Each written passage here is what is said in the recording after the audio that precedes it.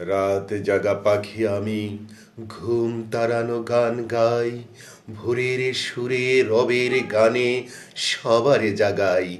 আসসালাতু খয়রুম মিনান নাওম। প্রিয় সুধী, দর্শক, শ্রোতা, ভাই বোন, বন্ধু, আসসালামু আলাইকুম। আমি জাহিদ আল রাজি আবৃত্তি করব স্বরচিত কবিতা, নাম এসেছে দিবাকর। তমস্যাঘেরা গভীর রাতের শেষে এসেছে নতুন ভোর। হে বিপদের পথিক, এখনো কি তোমার কাটবে না ঘোর?